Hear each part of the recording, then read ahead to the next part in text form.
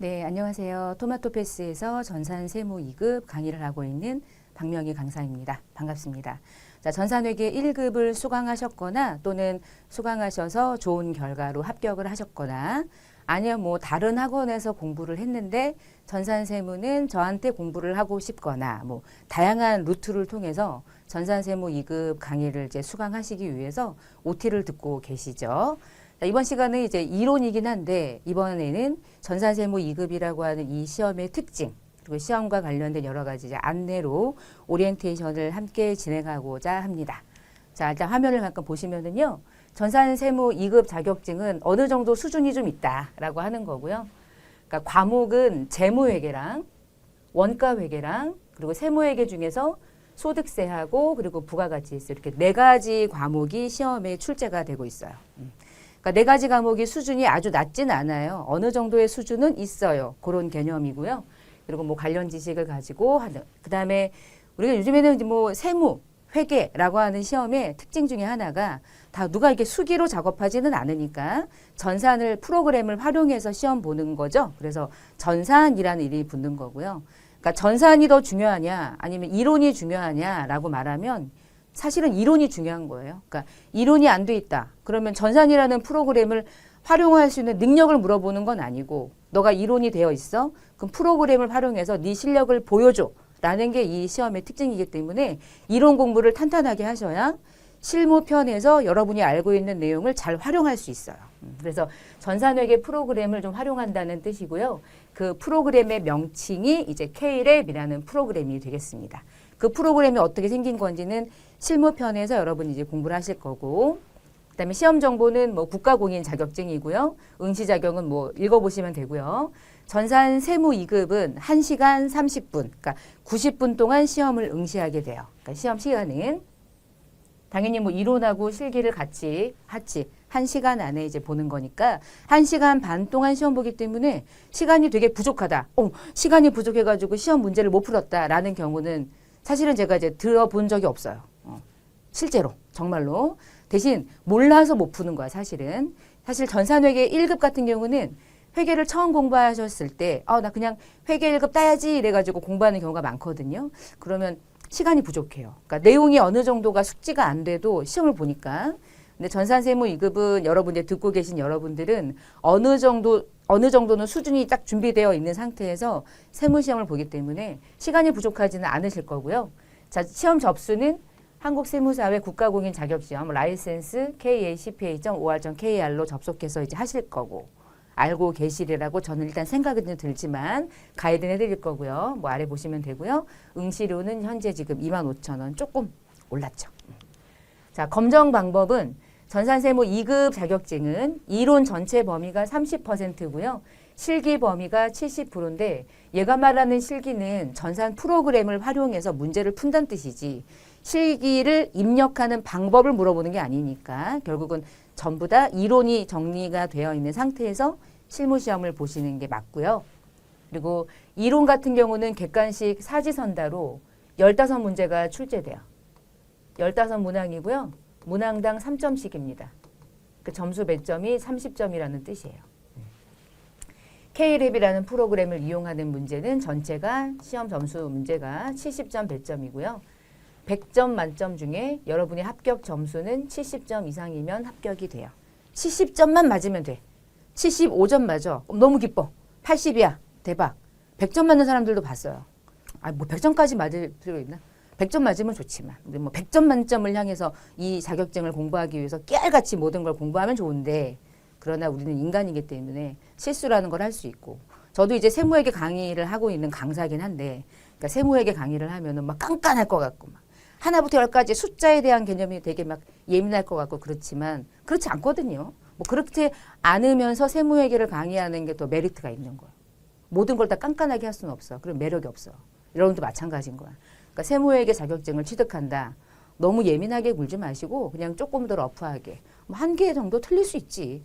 문제를 낸 사람의 입장도 고려해줘야지. 한 개 정도는 틀린다. 그러니까 100점을 맞추진 않아도 70점 이상이기만 하면 되니까 너무 스트레스 받지 마시고 열심히 공부하시면 합격하실 수 있고요. 많이 합격하고 계시니까. 자, 과목은 4가지 급수로 나눠져 있다고 그랬죠. 재무회계, 원가회계, 부가가치세, 소득세. 우리 이제 이론을 공부하실 때 이론 공부는 재무회계 먼저 공부하고요. 그리고 원가는 마지막에 공부를 해요, 제가. 그리고 부가세를 두 번째 공부하고요. 소득세를 세 번째 순서로 이렇게 공부를 하고 있고요. 그다음에 재무회계부터 이 네 가지 과목 중에서 객관식 사지선다가 15문항이 나온다고 그랬는데 재무회계 문제가 전체 객관식 문제 중에서 5문항이 출제가 되고요. 원가회계 문제가 5문항이 출제가 돼요. 객관식 문제가 3점씩이 아니라 2점씩이에요. 죄송해요. 깜빡했어 지금. 그래서 30점. 15문제. 2점씩이잖아. 3점씩이 아니라 2점씩 해서 30점 배점. 그럼 결국은 요거 10점, 요거 10점. 그쵸? 2점씩이니까.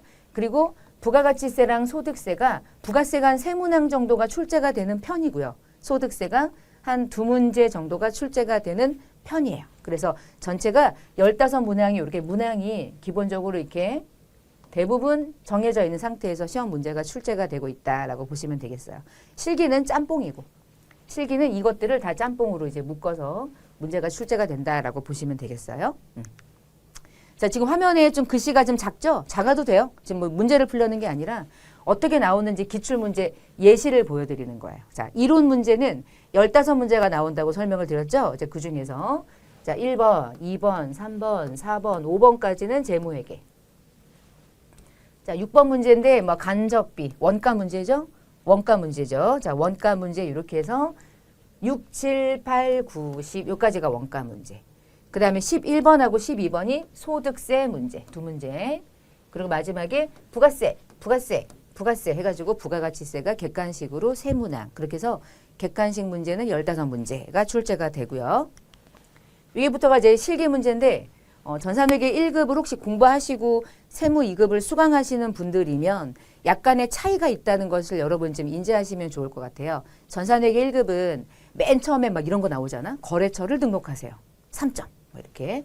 계정 과목 하나 등록하세요. 아니면 틀린 계정 과목 수정하세요. 무려 3점. 막 이렇게. 그런 식으로 맨 첫 번째 문제가 기초정보관리 등록하는 문제. 단순하게. 그게 10점 배점인데 전산세무는 그런 거 안 나와요. 그냥 바로 뭐가 나오냐면 일반 전표 입력하세요. 이렇게 나와요. 일반 전표 입력하는 문제 몇 문제 나오냐면 15점이 배점입니다. 문항당 3점씩이에요. 5문항이 출제가 되는 거야. 일반 전표 입력하세요. 5문제 출제. 15점. 실기 중에 15점은 일반 전표 입력. 그럼 두 번째 메인 매출 전표 입력하는 문제가 바로 출제가 되는데 메인 매출 전표 문제도 동일해요. 5문항이 출제가 돼요. 점수는 3점씩. 5, 3, 15 해가지고 하나, 둘, 서희, 너희, 5 해서 메인 매출 전표 15점. 그러면 실기 전체 70점 중에 30점까지 나온 거죠. 그럼 40점 실기 남은 거예요. 자, 실무 문제 중에서 문제 세 번째 문항으로 뭐가 나오냐면은 부가세를 신고하기 위한 어떤 양식을 만드는 거예요. 부가가치세 신고서를 만드는 문제가 전체 10점 배점입니다. 한 문제 4점, 한 문제 6점. 대부분 이제 이런 경우에 뭐 이렇게 쭉 보니까 그러네요. 이제 가산세가 같이 나왔네요. 부가세에서 가산세 매우 중요하거든요. 그래서 가산세까지 적용하는 문제로 부가가치세 전체 10점이 배점인 거야. 그러면 70점 중에서 15점, 15점, 10점 날라갔죠? 그러면 현재 지금 30점 남은 거죠. 자, 뒷부분. 문제 네 번째 문제는 결산을 수행하는 건데 전산회계 1급 시험 보셨던 분들은 결산 문제가 한 3문항 나왔던 걸로 기억하실 거야. 근데 전산 세무는 5문항 나와요. 결산 문제가 5개. 근데 그렇게 막 어렵지는 않은데 회계 1급이 공부돼 있다. 그러면은 좀 쉽게 수월하게 하실 수 있고 회계 1급이 안 돼 있다. 그러면 어려울 거예요. 그래서 반드시 전산 세무 2급을 공부하시는 분들은 전산회계 1급 공부를 하시고 오셔야 돼. 안 하고 왔다. 그러면 저도 이제 그건 책임을 못 져요. 왜냐하면 저는 기초부터 강의하는 수업이 아니기 때문에 결산 문제가 하나, 둘, 서희, 너희 5개. 5문항이 출제가 됩니다. 문항당 3점씩. 그럼 15점 나갔죠? 그럼 마지막 15점짜리가 뭐냐면 소득세 문제인 거야.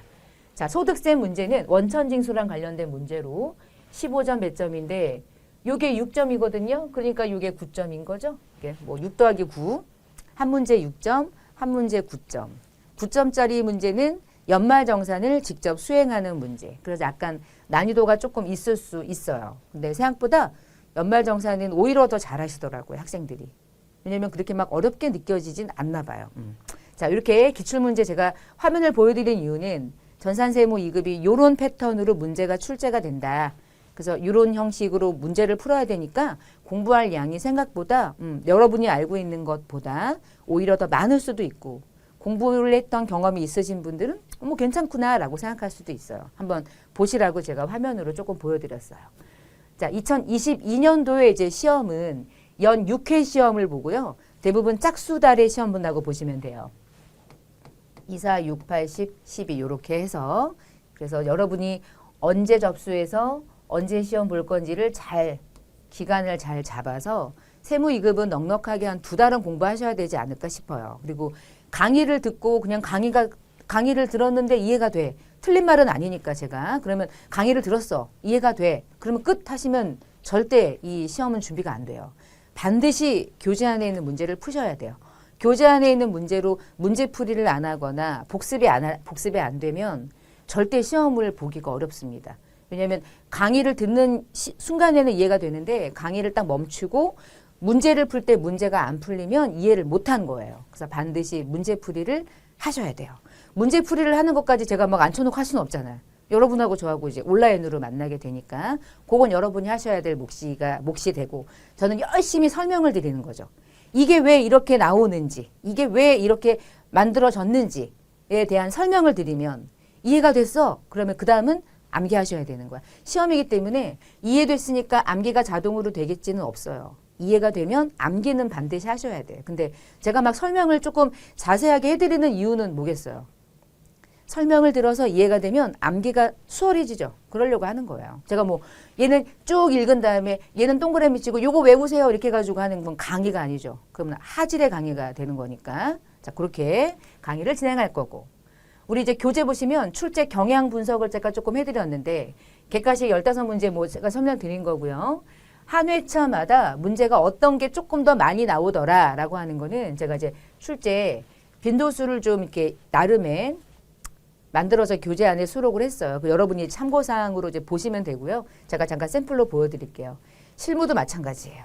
뭐 늘 나오는 게 있기 때문에 그것들 중심으로 시험을 준비하시면 돼요. 예를 들면 교재 보시면은 각각의 출제 분포도라고 해서 약간의 이제 뭐 나름의 이제 열심히 한번 해본 거지. 몇 년치 기출 문제를 분석한 결과 이런 결과가 나온 거야. 자, 원가 외계는 전체 객관식 문제 중에 5문항이 나와. 근데 언제나 한 문제 이상은 나오는 거지, 이게. 한 문제 이상은 나오더라. 한 문제 이상은 그게 원가 개념을 물어보는 문제. 그리고 뭐 거의 대부분 나온다고 생각하면 되는 게 원가 계산 문제. 아, 공손이라는 문제는 나올 때도 있고 안 나올 때도 있고 확률이 한 44%구나. 나올 때도 있고 안 나올 때도 있구나. 요 회차에 나오면 다음 회차 나오는구나. 뭐 이런 식인 거예요. 그렇게 해서 출제 분포도를 좀 보시면서 언제나 나오는 건 반드시 공부를 하자. 대부분 50%에 미달하는 문제는 한 회에 대부분 0.44 정도 나오는구나. 한 문제가 꼭 나오는 건 아니구나.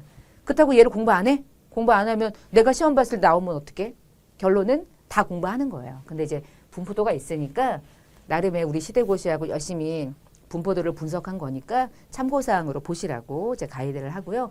요거 보시면서 얘는 공부하고 얘는 안 해야지 그러면 안 된다는 뜻인 거예요. 다 공부해야 돼요. 시험이니까. 그 다음에 결산 문제도 마찬가지인 거야. 결산 문제는 무조건 나오는 건 얘네. 경과된 이자 구하는 거. 예를 들면 미수수익 막 이런 거 있잖아. 미수수익 잡고 이자 수익 잡고. 기간이 경과됐는데 아직 들어오지 않았지만 올해 이자 잡아야지. 이거 있잖아. 단기분 경과이자. 그거는 매년 나온다고 보시면 되겠네. 그거는 반드시 공부를 해야 되겠다. 나머지는 나올 때 있고 안 나올 때 있고. 그 나올 때 있고 안 나올 때 있다. 그러니까 나머지는 공부 안 하냐? 그건 아니죠. 다 하는 거예요. 다 하는데 아 얘가 좀 많이 나오는구나. 기억해야겠다. 그런 활용하시라고. 최근에 기출문제가 어떤 식으로 2022년도에 출제가 되는지 추이가 뭐 나와 보시면은 부가가치세랑 이제 원천징수랑 요 두 가지가 2022년도에 뭐가 조금 달라졌냐면 우리가 이제 모든 세금 신고는 종이 서면으로 세무서에 가가지고 저 세금 신고하러 왔어요. 오 왔습니까? 이렇게 사인하고 도장 찍어주고 이런 거 안 하죠. 홈택스에 들어가서 전자신고 하잖아요. 그쵸? 그래서 실무자들이 되기 위한 자격증이니까 홈택스를 통한 전자신고 실무 능력도 시험 문제로 출제해야지. 그래서 2022년부터 4월 시험부터 전자신고를 실제로 수행하는 문제로 이제 출제 하나가 추가됐어요. 그래서 전자신고를 하는 실무 수행이 새롭게 출제가 됐다. 결론은 하나도 어렵지 않다. 요 한 문제가 제가 보니까 한 2점을 주더라고요. 2점. 2점이니까 높지도 않죠? 왜냐면 되게 쉬워요. 그래서 한 문제를 거저주는 문제가 나왔다고 보시면 돼요. 그게 이제 올해 바뀐 시험 문제 출제 경향입니다. 세금 신고를 전자신고 하니까. 그리고 뭐 사채와 관련해서 뭐 할인 발행, 할증 발행 이런 거 하면 할인 발행이든 할증 발행이든 그 상각을 하는데 상각과 관련된 회계 처리가 그렇게 막 쉽진 않아요. 되게 어렵다는 아니지만 되게 쉬운 건 아니거든요. 근데 그런 부분이 세무 2급에 종종 출제가 되고 있고요. 유형자산 중에서 재평가하는 문제, 공정가치 재평가하는 문제도 이 시험에 나오지만 다음 시험에 안 나올 수 있고 이제 왔다 갔다 좀 하는 편이에요. 이제 그런 것까지 전산세무 2급에 출제가 되고 있고 아무래도 시험이 100회가 넘었죠. 100회가 넘다 보니까 대부분의 기출문제가 오픈되기 때문에 대부분 이런 문제가 나왔다는 거 모두 다 알고 있어. 100회 시험이야. 다 알아. 그러면 이때까지 나왔던 문제를 똑같이 내면 아무래도 난이도 입장에서 조절할 때 좀 불편하니까 조금 더 어려운 것들을 문제로 출제하기 위해서 이런 것들을 가끔씩 한두 번씩 내요. 이것도 그러면 학습해 둘 필요가 있겠죠. 당연히 이제 해야 되고요. 여러분 이제 교재 보시면 교재가 좀 두껍습니다. 근데 두꺼운 거는 나쁜 건 아니에요. 무거울 뿐이지. 자, 무거울 뿐이니까 분철하시면 되고. 그러니까 교재 안의 내용을 최대한 아주 정확한 내용들을 조금 더 상세하게 많이 수록했으니까 이 교재로 시험을 준비하시면 여러분이 뭐 합격을 못할 것 같지는 않아요.